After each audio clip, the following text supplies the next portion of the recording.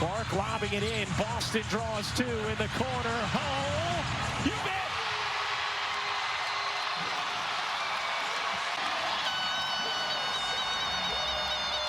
Lexie motherfucking Hull.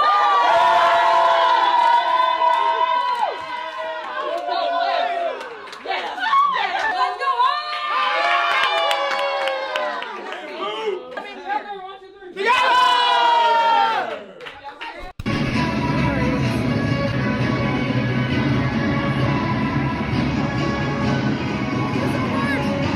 Play so well. Can I have your jersey? But you know.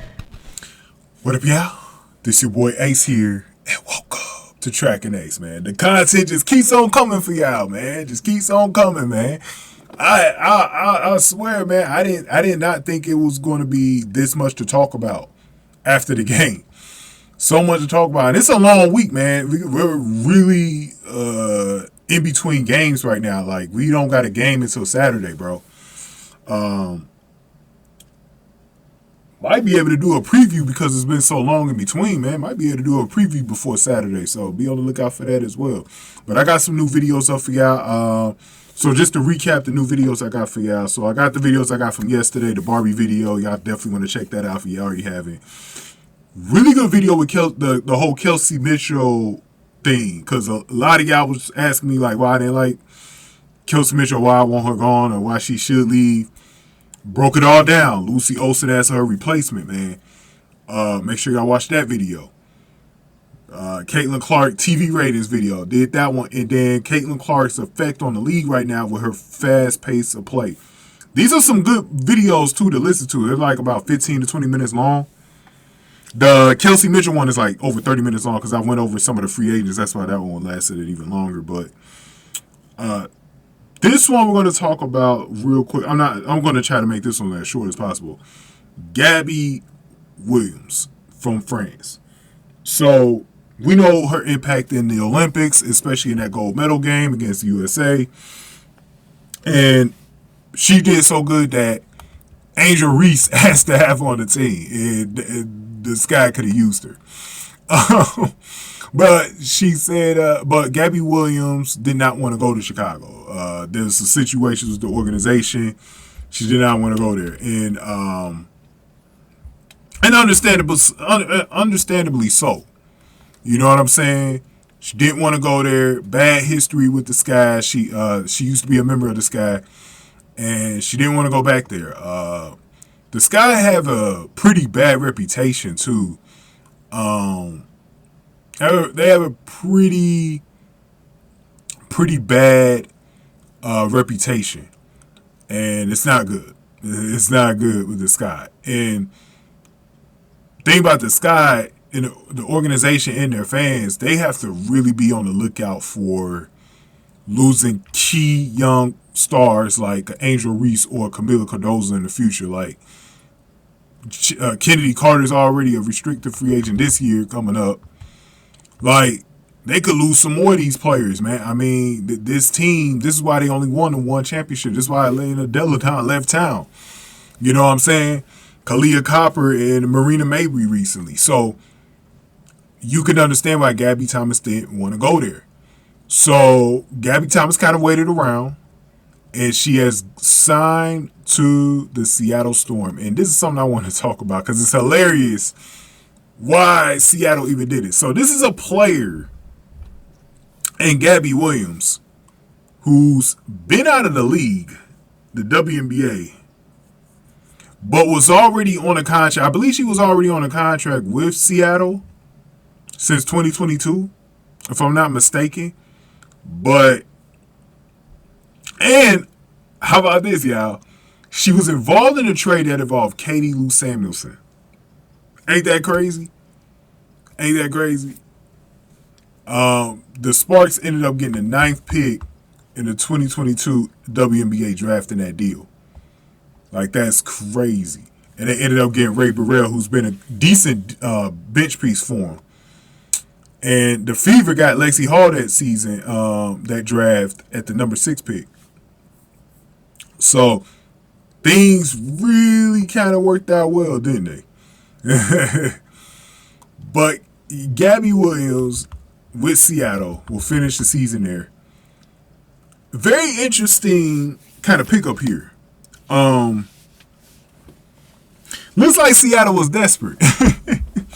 They didn't like losing. You could tell Noel Quinn, Jewel Lloyd, and the rest of the team. They didn't. Even Skylar Diggins. They did not want to lose to the Indiana Fever. They were frustrated.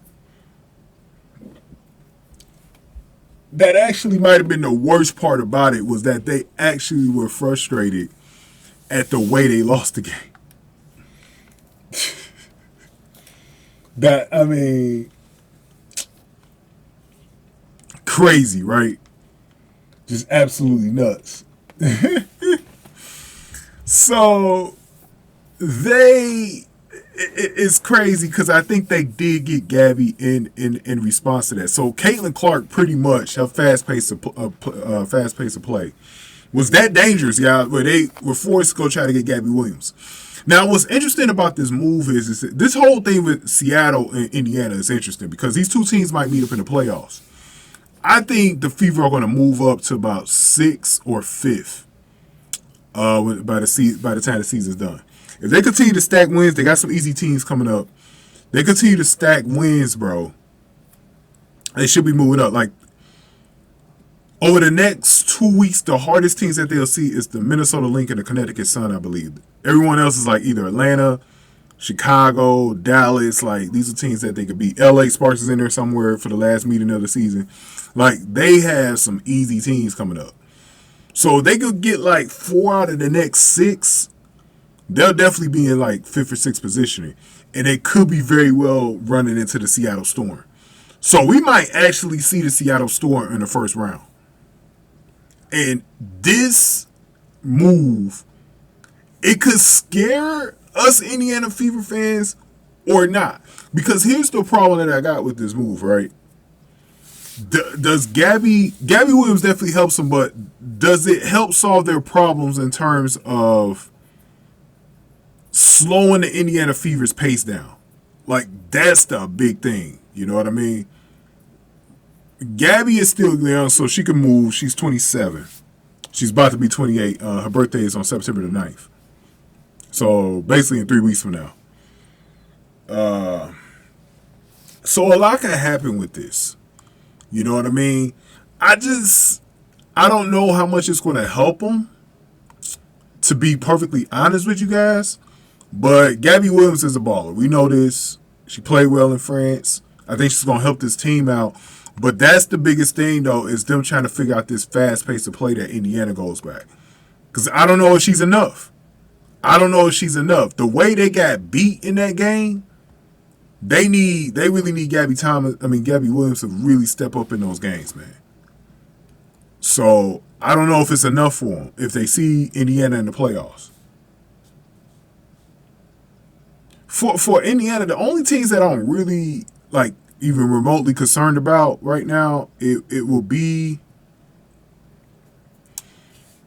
the Liberty, obviously. I do not want them to see the Liberty. I don't think they can beat the Liberty.